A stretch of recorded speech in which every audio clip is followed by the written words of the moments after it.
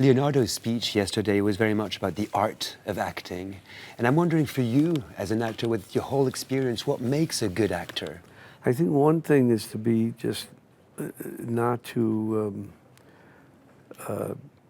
you can create something, an effect, or be effective with doing very little as opposed to, so if a director comes and says, you should do all this, I'd say, well, I don't know if I should do all that. I don't know if it will have much meaning, you maybe don't have to do anything, and that'll have more meaning and more impact than doing this whole big thing. That's a very obvious example. Salut Brut, je suis avec Robert De Niro qui vient de recevoir une palme d'honneur des mains de Leonardo DiCaprio au Festival de Cannes. Hi Bob. Hi. Hello Robert De Niro. Hi. I have to say it's pretty emotional to meet you, to speak to you. Of course you could feel the love in the audience yesterday. What does it still mean to you? I'm okay with it, I'd rather that than being not loved, not cared about, not respected. So I'm happy, I'll take it. As Leonardo DiCaprio said yesterday, you don't speak much, but when you do, it's worth it. C'est pourquoi l'art est menacé, c'est pourquoi nous sommes une menace pour les autocrates et les fascistes de ce monde. And it's true that your speech was very powerful and political. I'm wondering, when and why did you start to speak up? When did you decide to speak up as an actor? I don't feel it's just that everything is so wrong. I don't see how you can't speak up and say something about it. And just, how can you live with that? What goes on, and how certain people buy into that, or just settle for it, or don't say anything. And I understand people have to make concessions, compromises. They have to work with what is given to them. But there's a point where you have to say, I've had enough. We have to do something. We have to do something, and we have to set an example for others so they can do something, because what's going on is wrong. Especially as artists, as you mentioned yesterday, the artists are a threat to the autocrats and fascists of this world. And the whole speech sounded like a plea to organize some kind of resistance. How do you feel the film industry could resist? I don't know how it can, other than telling stories, that examples of what we're going through now, or I guess, or whatever. I don't know. I think people have to resist in general what's going on, because with protests, with demonstrations, to show it's the people and it's the courts, and it's that simple. For example, Robert De Niro, this idea to tax the American films that are shot abroad that you mentioned yesterday, what would be the consequences? I don't know. It's crazy, because you're going to tax a movie that's American movie that's been shot abroad. To bring over here, they have to pay a tax. Some of the biggest companies in the world are shooting movies all over the world. So now you come back, you got to pay a tax or a tariff or whatever. It's just crazy. And the creativity of artists is threatened by that yeah, kind of... it's just. I don't understand. I don't understand what the point of that is. I don't understand it.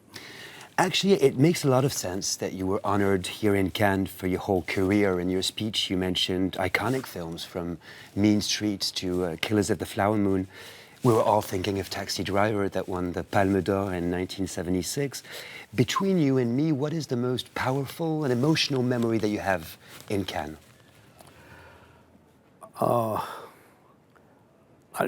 Even now, I mean, last night, I've been here many times. I always love coming here, but I'd say last night was one of the highlights. The first time I came, Cannes is the Riviera, glamorous. This is what you see in movies. So it was an exciting experience, and always has been every time I come.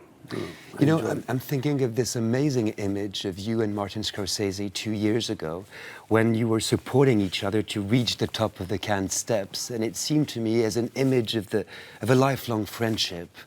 I'm wondering, what do you owe Martin Scorsese? Well, I'm fortunate to have worked with him all these years, and that even though we knew each other a little, we sort of knew each other through. He hung out with these other kids. I hung out with my friends, and then we had somebody who went between us, who would tell me about Marty. He's going to NYU. He's doing, his friend Marty, blah blah, and he's directing. He's doing this, so he's movies, and I say, oh, that's interesting, and then one day we met years later at a mutual friend. I think we had Jay Cox's house, the film critic, and we met Christmas dinner years later. And I saw Who's That Knocking. I said, that was really terrific. You know what you're doing with that, the story and all that. And then we started talking about. He had a project called Season of the Witch, which was the original title of Mean Streets. And that's where we started. What do you think he owes you? I don't know. You know, I'm asking this question because yesterday Leonardo DiCaprio, in a very emotional speech, basically said that he would not be who he is as a person and as an actor without you. You seem pretty moved by that. How could I not? That was really a wonderful thing. Do you remember when you met him the first time? What immediately struck you as an actor? Well, we'd had a reading of a movie that I was going to do called This Boy's Life. And he was one of the kids reading the other parts. And at the end of it, I was talking to the producer, Art Linson, and I said that kid is good, you know. I didn't say use him. I said he's good. That kid's good. Robert, few people know it, but your very first part in a movie as an extra was a walk-on in a film by a French director, Marcel Carné, Yeah. Three Rooms in Manhattan. You were 22 years old. If you could have a chat with the young man that you were at the time, what would you tell him? Oh, I don't know. There's the expression, if I only knew then what I know now. So then I would tell him a lot. Maybe a piece of advice? I don't mind giving people advice, kids, young people advice if they want it. Because when I was younger, I'd like to get advice from people who are older, had experience, been down the road, that road. So I don't solicit it, but if someone will want it, or if the moment arrives in a very natural way, I'll say what I think,